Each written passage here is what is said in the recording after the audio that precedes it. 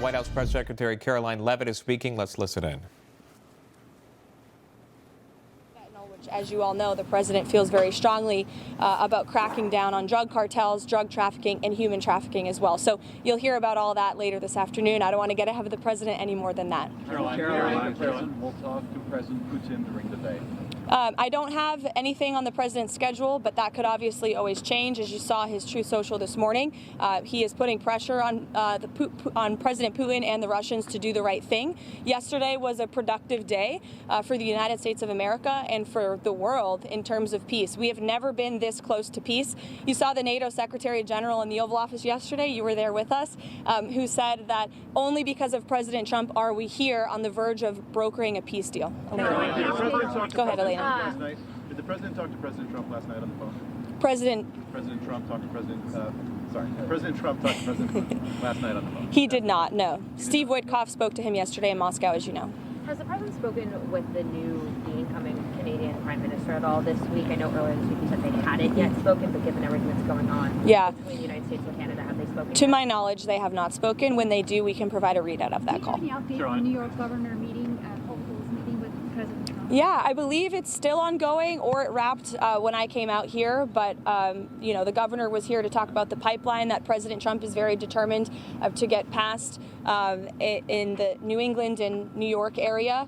And so, you know, that's as far as I know about the conversation, but I can get an update on it. District court rulings about all the fired probationary workers. You used the same language here just now that was in the statement about fighting back against that ruling. Do you mean appealing or something else? And does the administration plan to comply with those orders in the meantime?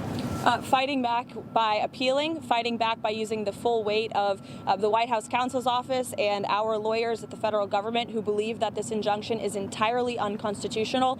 And it is for anybody who has a basic understanding of the law. You cannot have a low-level district court judge filing an injunction to usurp the executive authority of the President of the United States. That is completely absurd. And as the executive of the executive branch, the President has the ability to fire or hire. And you have these lower-level judges who are trying to block this president's agenda. It's very clear. And as I just cited, I was appalled by the statistic when I saw it this morning.